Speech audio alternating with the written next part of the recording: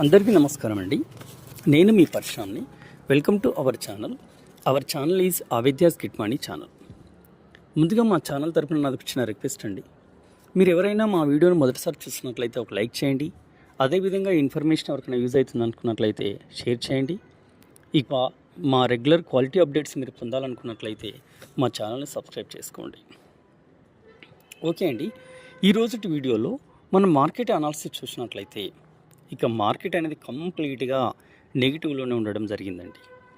చూడండి, ఎస్పెషల్గా Sensex and Nifty 50ని observe చేసినట్లయితే సెన్సెక్స్ వచ్చేసి మనకు 1.36% అనేది నెగిటివ్లో క్లోజ్ అవడం జరిగింది. ఇక నిఫ్టీ 50ని అబ్జర్వ్ చేసినట్లయితే మనకి ఇది 1.47% అనేది మనకు నెగిటివ్లో క్లోజ్ అవడం జరిగింది. ఇక ఈరోజు మార్కెట్లో సెన్సెక్స్ వచ్చేసి మనకి 1049 పాయింట్లు కోల్పోయి 76,330 వద్ద స్థిరపడడం జరిగింది. నిఫ్టీ 50 చూసినట్లయితే మనకి 346 పాయింట్లు కోల్పోయి 23,086 వద్ద స్థిరపడడం జరిగింది. ఇక ఓవరాల్గా స్మాల్ క్యాప్స్ అండ్ మిడ్ క్యాప్స్ని కూడా అబ్జర్వ్ చేసినట్లయితే మనకి 4% మేర ఇది నెగిటివ్లో క్లోజ్ అవడం జరిగిందండి. ఈరోజు మార్కెట్లో ఆల్మోస్ట్ ఆల్ సెక్టార్స్ కూడా మనకి నెగిటివ్లోనే క్లోజ్ అవడం జరిగింది. ఎస్పెషల్లీ ఇక నిఫ్టీ 50లో చూసినట్లయితే మనకు 5 స్టాక్స్ తప్ప మోస్ట్లీ అన్ని స్టాక్స్ కూడా నెగిటివ్లోనే క్లోజ్ అవ్వడం జరిగింది. ఈ 5 స్టాక్స్ అనేది ఏ స్టాక్స్ అయితే పాజిటివ్లో క్లోజ్ అయినాయో ఆ స్టాక్స్ వచ్చేసి మనకి axis bank, Indus bank, TCS, HUL, HCl technology, ఈ 5 స్టాక్స్ తప్ప మోస్ట్లీ మిగతా అన్ని స్టాక్స్ అనేది కూడా ఈరోజు మనకు నెగిటివ్లోనే క్లోజ్ అవ్వడం జరిగింది. ఇక వాట్ ఎవర్ ఈ రోజు మార్కెట్ని ఇలా ఉంచితే ఇక లాస్ట్ మనకు అంటే జనవరి 2025లో ఉన్నాం కాబట్టి మనకు జనవరి 1 ఆన్వర్డ్స్ ఇప్పటికీ కూడా కంటిన్యూగా మనకి అనేది మార్కెట్లు అనేది డౌన్ ట్రెండ్లోకి వెళ్ళిపోయాయండి. దీని గల కారణాలు అనేది కామన్గా ఉన్నాయి మనకి. అంటే అప్పటి నుండి ఇప్పటివరకు ఎలాంటి కారణాలు ఉన్నాయో ప్రస్తుతం కూడా అలాంటి కారణాలు ఉన్నాయి. బట్ మళ్ళీ ఒకసారి మనం వీటి కారణాలను అయితే చూద్దాం. ఇంకొక విషయం వచ్చేసి ఏంటంటే మనకు 2025 అనేది మార్కెట్లకు అనుకూలంగా లేదని మార్కెట్లో పెద్దలు అయితే చెప్తున్నారండి. కాబట్టి మీ అందరికీ కూడా నచ్చిన రిక్వెస్ట్ ఏంటంటే ఎవరైనా బిగినర్స్ ఉంటే లేదంటే కొత్తగా మార్కెట్లో ఇన్వెస్ట్ చేయాలనే ఆలోచనతో ఎవరైనా ఉన్నట్లయితే ప్రస్తుతం మీ యొక్క ఆలోచన అయితే మీరు పోస్ట్పోన్ చేసుకోండి. ఎందుకంటే ప్రస్తుతం నిజానికి కూడా మార్కెట్లో పరిస్థితులు అయితే బాగలేవండి. ఎందుకంటే దాని కారణాలు ఏంటనేది నేను ఒకటొకటి చెప్తుంటాను. బట్ ఆ సిచ్యువేషన్లో కూడా మీకు ఎందుకు మనకు నెగిటివ్లో మార్కెట్స్ అనేది ఉండడం జరుగుతుంది, ఇలా ఎంతకాలం ఉంటుంది అనేది కూడా నేను మీకు క్లియర్ ఎక్స్ప్లెనేషన్ ఇస్తున్నా. కాబట్టి బిగినర్స్ కానీ లేదంటే ఇంకెవరైనా సరే స్టాక్స్ని యావరేజ్ చేసుకోవాలనుకున్నా కానీ లేదంటే ఇంకా మీ దగ్గర ఉన్నటువంటి అమౌంట్ని మీరు ఇన్వెస్ట్ చేయాలనుకున్నా కానీ కొంతకాలం మాత్రం మీ ఆలోచన మాత్రం మీరు హోల్డ్ చేసుకోండి. లేకపోతే మీరు ఎక్కువగా నష్టపోయే ఛాన్సెస్ అయితే ఉంటుంది. ఓకే అండి, ఈ రోజు మార్కెట్ వచ్చేసి మనకు పడిపోవడానికి గల కారణాలు ఏంటంటే చూద్దామండి. వన్ బై వన్ చూసినట్టయితే మనకి మొట్టమొదటి కారణం వచ్చేసి మనకి మార్కెట్ క్యాపిటలైజేషన్ పడిపోవడం అండి. చూడండి, ఓవరాల్గా చూసినట్టయితే మనకి మార్కెట్లో ఉన్నటువంటి క్యాపిటలైజేషన్ మనకి డౌన్ఫాల్ అవుతుందండి. అంటే ఇది ఈ రోజుటి మార్కెట్ను చూసినట్టయితే మనకు ఈ రోజుటి మార్కెట్లో మనకు మార్కెట్ క్యాపిటలైజేషన్ వచ్చేసి 417 లక్షల కోట్లు అండి. అంటే లాస్ట్ మార్కెట్ చూస్తే ప్రీవియస్ మార్కెట్స్ మనం అబ్జర్వ్ చేస్తే 430 లక్షల కోట్ల మార్కెట్ క్యాపిటలైజేషన్ ఉందండి. అంటే ఈ రోజుటి మార్కెట్లో మనకి 13 లక్షల కోట్ల మార్కెట్ క్యాపిటలైజేషన్ అయితే పడిపోవడం జరిగింది. ఇది మొట్టమొదటి రీజన్ అండి. ఇక నెక్స్ట్ రీజన్ వచ్చేసి మనకి ఏంటంటే రూపాయి క్రమంగా క్షీణిస్తుందండి. మీకు తెలిసిందండి, మనకి రూపాయి అనేది క్షీణించడం అనేది జరిగితే ఖచ్చితంగా మన మార్కెట్స్ అనేది నెగిటివ్లో క్లోజ్ అవ్వడం జరుగుతుంది. కాబట్టి ఇది కంటిన్యూషన్గా అంటే కామన్గా ఉన్నటువంటి రీజన్ ఇది అయినప్పటికీ కూడా ఈరోజు కూడా మనకి ఏమైందంటే రూపాయి అనేది క్షీణించడం జరుగుతుంది. ఇది 2 years తర్వాత అత్యంత కనిష్ట స్థాయిలో క్షీణించడం అనేది ఈరోజు కూడా మనం చెప్పుకోవచ్చు అండి. ఇప్పటివరకు కూడా 2 yearsలో ఏ రోజు కూడా ఇంతవరకు అంటే ఈ స్థాయిలో మనకి రూపాయి క్షీణించడం జరగలేదండి. బట్ ఇప్పుడు మాత్రం రూపాయి డైలీ అనేది క్షీణించడం జరుగుతుంది. ఇక నెక్స్ట్ వచ్చేసి ఈ రోజుటి మార్కెట్లో మన యొక్క రూపాయి మారకపు విలువ వచ్చేసి 86.61 అండి.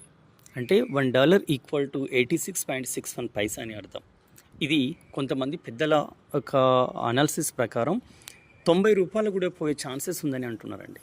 చూద్దాం మరి ఏం జరుగుతుందనేది. నెక్స్ట్ రీజన్ వచ్చేసి మనకి డాలర్ స్ట్రాంగ్ అవ్వడం అండి.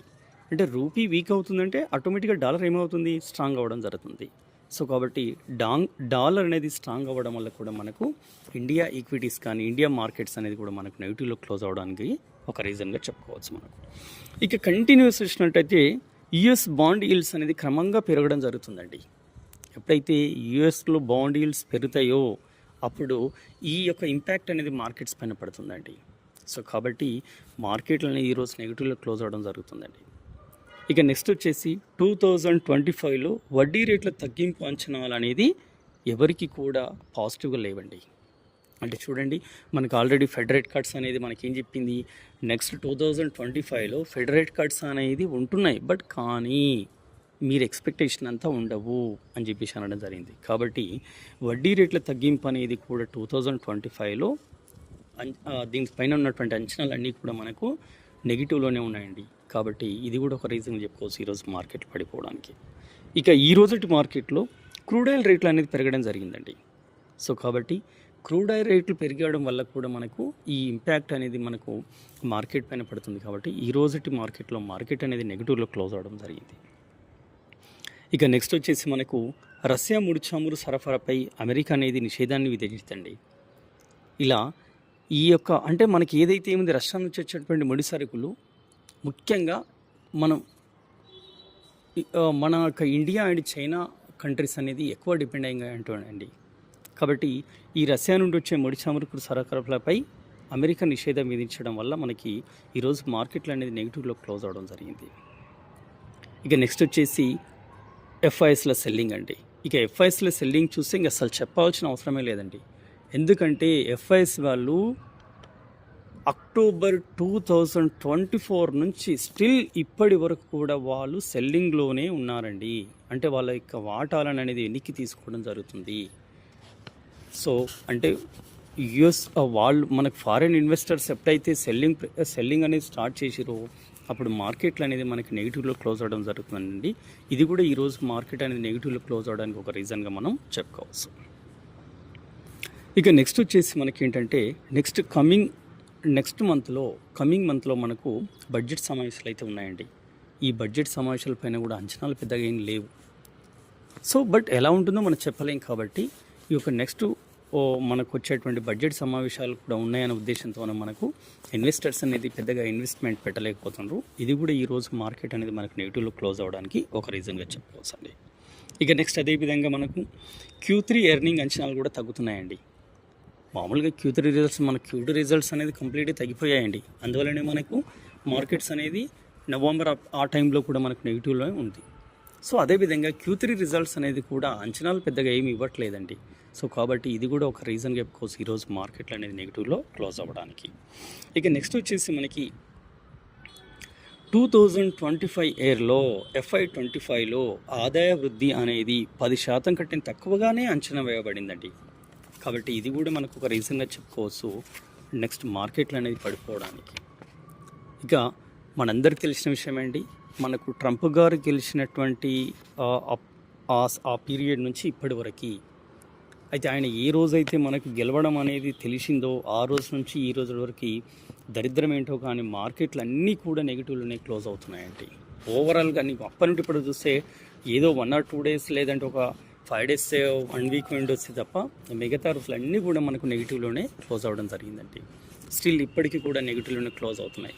ఇంకా కమింగ్ వీక్ వరకు కూడా నెగిటివ్లోనే క్లోజ్ అవుతాయి. ఎందుకంటే January 20 అంటే కమింగ్ మండే, ఈరోజు మండే కదా, నెక్స్ట్ మండే రోజు January 20 నాడు మా యొక్క డొనాల్డ్ ట్రంప్ గారి యొక్క ప్రమాణ స్వీకారం ఉందండి. ఈ యొక్క డొనాల్డ్ ట్రంప్ గారి యొక్క ప్రమాణ స్వీకారం అంటేనే ప్రపంచ దేశాల్లో ఉన్నటువంటి అన్ని దేశాలకు కూడా భయం ఇస్తుందండి. అంటే ఆయన ఎలాంటి నిర్ణయాలు తీసుకుంటాడో, ఏ దేశం పైన ఎలాంటి సుంకాలు విధిస్తాడో, ఇంపోర్ట్స్ పైన ఎంత సుంకం ఉంటుందో, ఎక్స్పోర్ట్స్ పైన ఎలాంటి సుంకాలు విధిస్తాడో, ఈ విధంగా ప్రతి దేశం కూడా అంటే ఇంక్లూడ్ ఇండియా కూడా మనకి డొనాల్డ్ ట్రంప్ పేరు చెప్తే కొద్దిగా భయపడేటువంటి సిచ్యువేషన్ వచ్చిందండి. సో కాబట్టి ఆ యొక్క డొనాల్డ్ ట్రంప్ గారి యొక్క ప్రమాణ స్వీకారం కూడా కమింగ్ మండే అంటే January 20 నాడు ఉంది. కాబట్టి ఇది కూడా మనకి మార్కెట్లు అనేది కోలుకోకపోవడానికి, రికవర్ కాకపోవడానికి ఒక పెద్ద రీజన్గా మాత్రం చెప్పుకోవచ్చు అండి. ఇదండి ఈ రోజు మార్కెట్లు అనేది నెగిటివ్లో క్లోజ్ అవడానికి గల ముఖ్య కారణాలు. ఇక దీనితో పాటు వచ్చేసి ఈ రోజు మార్కెట్లో ఆల్మోస్ట్ ఆల్ సెక్టార్స్ కూడా నెగిటివ్లో క్లోజ్ అవ్వడం జరిగిందండి. ఆల్మోస్ట్ ఆల్ స్టాక్స్ కూడా నెగిటివ్లో క్లోజ్ అవ్వడం జరిగిందండి. బట్ ఎక్సెప్ట్ ఫ్యూ కొన్ని మాత్రమే మనకు పాజిటివ్ క్లోజ్ అవ్వడం జరిగింది. వీటి గల పెద్ద పెద్ద రీజనాలు ఏం లేవు, కానీ మనకు మార్కెట్లో కొన్ని బ్రోకరేజ్ సంస్థలు అనేది దీనికి బయింగ్ రేట్ ఇవ్వడం వల్ల, మంచి టార్గెట్ రేట్ ఇవ్వడం వల్ల ఈ కంపెనీ అనేది లేదా ఈ స్టాక్స్ అనేది మనకు ఈరోజు మార్కెట్లో పాజిటివ్లో క్లోజ్ అవ్వడం జరిగిందండి. సో నేను ఎక్కువగా ఏం చెప్పను, ఎందుకు చెప్పట్లేదు అంటే మనకు ఈ స్టాక్స్ అయినా ఈరోజు మనకు పాజిటివ్ ఉన్నాయి, కానీ రేపు ఎలా ఉంటుందో ఎలా రియాక్ట్ అవుతుందో మనం చెప్పలేకపోతున్నామండి. కాబట్టి మనం దీని గురించి కూడా మీకు పెద్దగా నేను ఎక్స్ప్లెనేషన్ ఇవ్వను. జస్ట్ ఈ రోజు మార్కెట్లో పాజిటివ్లో ఇంత నెగిటివ్ ఉన్నప్పటికీ మార్కెట్ కూడా ఇందులో మనకు 2 స్టాక్స్ అనేది పాజిటివ్ క్లోజ్ అవ్వడం జరిగింది. దీనికి నాకు తెలిసి ఒకే ఒక రీజన్ అండి, మనకు ఇండియాలో ఎస్పెషల్గా కమింగ్ నెక్స్ట్ ఇయర్ కానీ 2025 ఆన్వర్డ్స్ కానీ డిఫెన్స్ పైన, ఫార్మా పైన ఎక్కువ ఫోకస్ చేస్తుందండి గవర్నమెంట్. ఆ ఉద్దేశంతో మనకు డిఫెన్స్ సంబంధించినటువంటి ఒక స్టాకు, ఫార్మాకి సంబంధించినటువంటి ఒక స్టాక్ అనేది ఈరోజు పాజిటివ్లో క్లోజ్ అవ్వడం జరిగింది.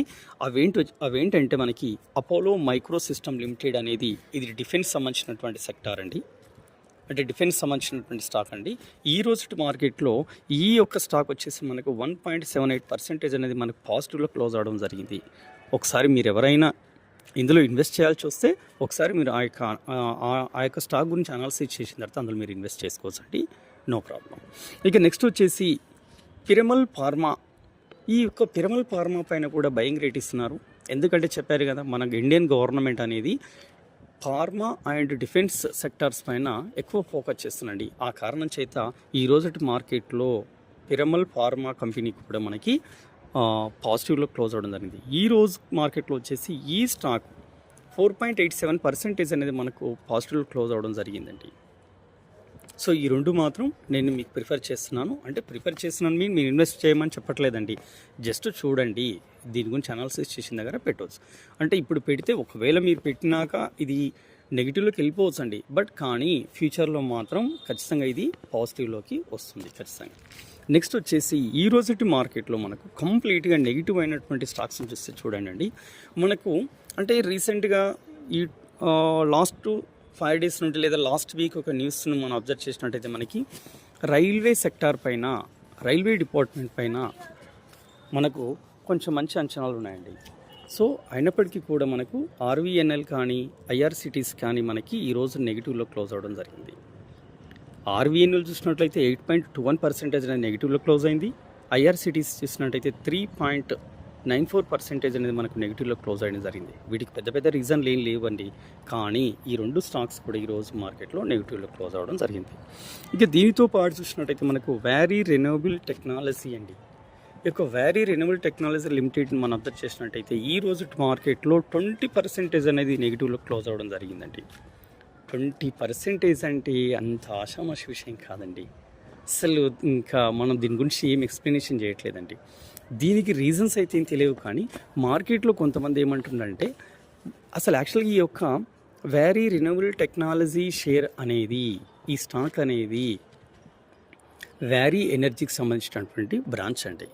అయితే ఈ స్టాక్ వచ్చినటువంటి కొన్ని ఆర్డర్స్ని అయితే వ్యారీ ఎనర్జీ స్టాక్ అనేది తీసుకుంటుంది అని చెప్పేసి మార్కెట్లో అయితే కొంతమంది అంటున్నారండి. అది ఎంతవరకు నిజమో మనకు తెలియదు, బట్ దాని గురించి అయితే ఇలాంటి అప్డేట్స్ కూడా లేవండి. కానీ నాకు తెలిసినటువంటి అప్డేట్ వచ్చేసి ఏంటంటే మనకి ఇక్కడ వ్యారీ రెన్యూవబుల్ టెక్నాలజీ సంబంధించినటువంటి కంపెనీలో ఉన్నటువంటి CFO, chief financial officer resign చేయడం జరిగిందండి. ఇతను రిజైన్ చేయడం వల్ల ఈ యొక్క స్టాక్ ఈ మేరకు పడిపోయిందని మాత్రం నేను అనుకుంటున్నాను, బట్ అది ఎంతవరకు నిజమని నేను కూడా చెప్పలేను. బట్ ఏదైనా సరే ఒక కంపెనీలో ఉన్నటువంటి ఎంప్లాయీస్ కానీ, లేదంటే అక్కడ ఉన్నటువంటి CEO కానీ, CFO కానీ ఇలాంటి వాళ్ళు రిజైన్ చేస్తే మాత్రం కంపెనీ ఖచ్చితంగా నెగిటివ్లో క్లోజ్ అవుతుందండి. మేబీ మరి ఆ ఉద్దేశంతోన నెగిటివ్లో క్లోజ్ అవుతుందని నేను అనుకుంటున్నాను. బట్ వాట్ ఎవర్ ఏదైతే ఏముందని నెక్స్ట్ అప్డేట్ అనేది ఏంటనేది మనం చూద్దామండి. బట్ ఈరోజు సంబంధించినటువంటి వీడియోలో ఇవండి మనకి. నెక్స్ట్ మరొక మంచి అప్డేట్తో మళ్ళీ కలుద్దాం. థ్యాంక్ యూ అండి, థ్యాంక్ యూ వెరీ మచ్.